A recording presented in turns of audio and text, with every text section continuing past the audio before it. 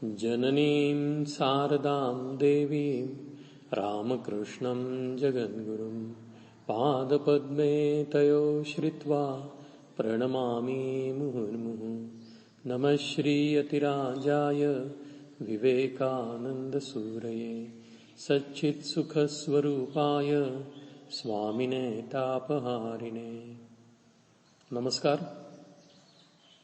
Stories of Vedanta Monks मध्ये आपण स्वामी गहनानंद महाराजांनी लिहिलेली पत्र त्याचं वाचन करत आहोत।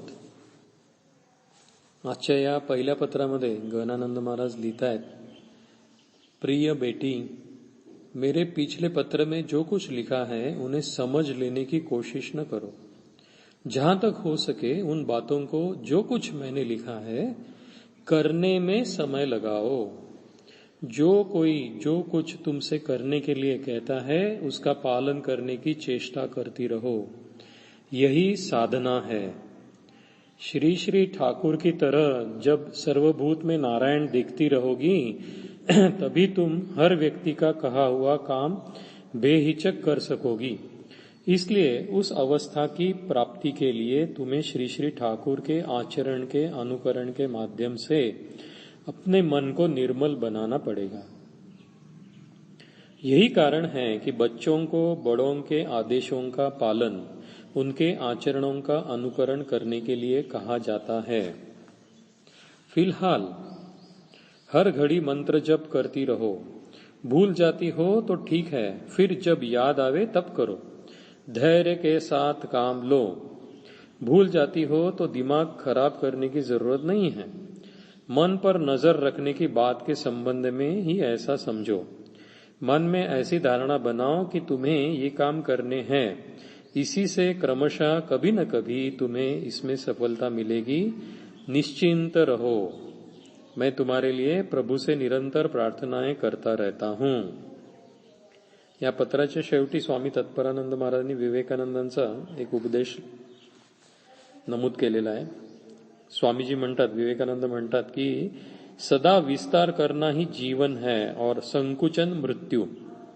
जो अपना ही स्वार्थ देखता है, आराम तलब है, आलसी है, उसके लिए नरक में भी जगह नहीं है।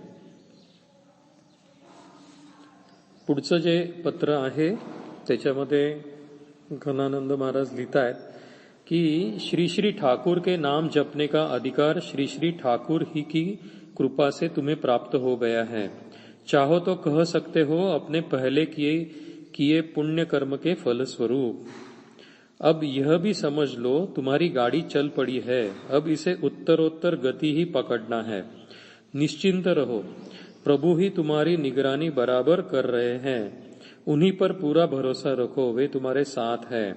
तुम्हारे हृदयाभ्यंतर में सदा समासीन रहकर तुम्हें दिशा निर्देश दे रहे हैं हर घड़ी। यह बात और है कि उनकी हर बात पर तुम अमल नहीं करते। ठीक ही है, हर घड़ी हर काम के मध्य अगर प्रभु के नाम लेने का अभ्यास जो जो बनेगा त्यों त्यों समझो तुम दोनों का जीवन धन्य होता जाएगा।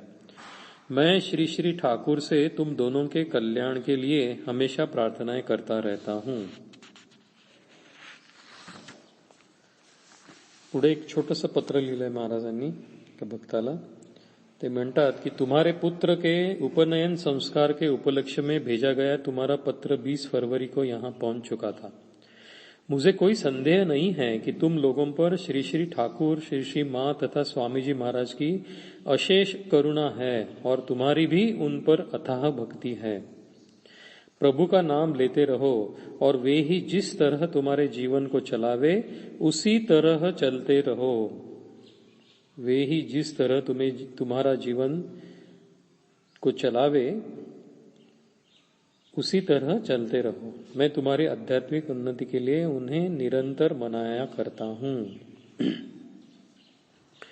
पुढे 20 मार्च 2002 महाराजांनी एका भक्ताला पत्र लिहिलंय। महाराज म्हणतात त्या पत्रामध्ये की प्रिय बेटी, तुम्हारी 6 फरवरी की चिट्ठी 12 फरवरी को यहाँ पहुंच गई थी। मेरे स्वास्थ्य के संबंध में कुछ लिखने को तो रहता नहीं।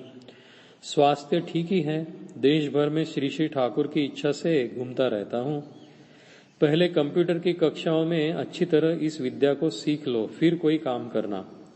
ध्यान करने के लिए मन का शांत होना आवश्यक है। फिलहाल जहां तक कर सको प्रभु के नाम का जप करती रहो। तुम्हारी दीक्षा हो चुकी है? कब हुई? अभी इधर आने की बात छोड़ो, पहले कंप्यूटर का कोर्स पूरा करो, फिर किसी काम में लगो, फिर इधर आओगी। चाहो तो अकेले ही आ सकती हो। अभी संसार छोड़ने की बात मत सोचो। कुछ काल तक संसार में रहकर इसके स्वरूप से भली भांति परिचित हो जाओ, जिससे संसार से तुम्हें प्रत्याशाएं, उम्मीदें न रह जावे। तभी तुम्हारा मन शुद्ध होगा और फिर कहीं भी रहोगी, किसी भी अवस्था में रहोगी, तब भी तुम्हारा मन प्रफुल्लित रहेगा। आनंद के साथ वह प्रभु का नाम लेगा, प्रभु के स्वरूप के ध्यान में डूबा ही रहेगा। तब तुम धन्य हो जाओगी। प्रभु की कृपा पर, श्री श्री माँ की कृपा पर भरोसा रखो। वे ही तुम्हें तुम्हारे हृदय में उपस्थित रहकर तुम्हें चला रहे हैं। मैं तुम्हारे लिए उनसे प्रार्थनाएं करता रहता हूं, तुम भी करो।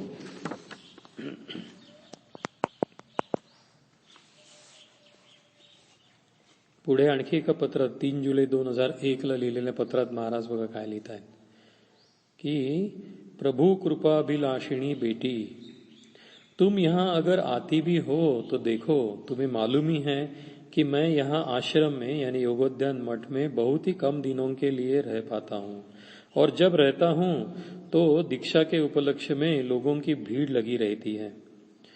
अच्छा तो यही होगा कि कुछ काल और धैर्य धरो, पढ़ाई का सिलसिला खत्म कर लो, फिर ताई के साथ प्रोग्राम बनाकर इधर आओ। साधु के जीवन में और तुम्हारे जीवन में क्या फर्क है? मेरा जीवन तो तुमने पुणे के मठ में देखा ही है, पुणे के मठ के साधुओं का जीवन भी देखा है, अपना जीवन तो देख ही रहे हो। कह सकती हो कि बड़े साधु लोग संसार के लोगों की ईश्वर बुद्धि से सेवा करते हैं। जैसे जिसकी नींद खुल गई है वही वैसे लोगों को जगाने में लग जाता है, जैसे किसी जलते हुए घर में सोए हुए होते हो। मैं तुम्हारे लिए प्रभु से सदा की भांति निरंतर प्रार्थनाएं करता रहता हूं। तुम्हारा एकांत हितैषी स्वामी गहनानंद। पुढचं एक लहान पत्र आहे महाराजांनी लिहिलेलं 11 जुलै 2001 ला। त्या पत्रामध्ये महाराज लिखता है, मुझे तुम्हारे पत्र से यह जानकर अति प्रसन्नता हुई कि दीक्षा प्राप्ति से ही तुम श्री गुरु महाराज और करुणामयी माँ शारदा की असीम कृपा से आध्यात्मिक उपासना नियमित रूप से करती हो। जैसे एक छोटा बच्चा अपनी माँ की गोद में जाने के लिए कैसे रो रो कर उसे पकड़ लेता है, वैसे ही तुम भी उनको पकड़ लो और जप करती रहो। जैसे हमारे श्री गुरु महाराज माँ काली पर सब समय निर्भर रहते थे, माँ की इच्छा के अनुसार ही चला करते थे, ऐसे ही तुम भी उन पर पूर्ण निर्भर रहो और माँ तुम्हें जैसा चलाती है वैसे चलो। मैं उनसे प्रार्थना करता हूँ तुम्हें आध्यात्मिक अभ्युदय प्रदान करे।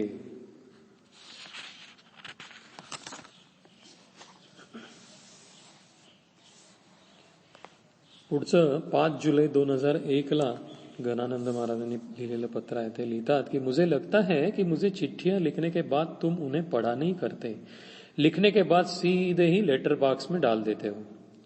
तुम्हें प्रभु का नाम लेते हुए कितने दिन हुए हैं, लेकिन प्रभु तुम्हारे मन का ही शुद्ध स्वरूप है, तुम्हारे ही आत्म स्वरूप है।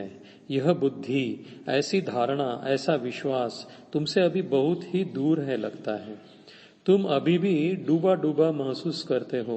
सांसारिक कार्यों में अरुचि, आदि बातों को लेकर सोचना, बातें करना, लिखना आदि में ही रुचि है। इसलिए आनंद की आशा, प्रार्थना तो कर रहे हो, लेकिन स्वयं निरानंद का प्रसार कर रहे हो। चाहते सुख हो, दुख का वितरण कर रहे हो।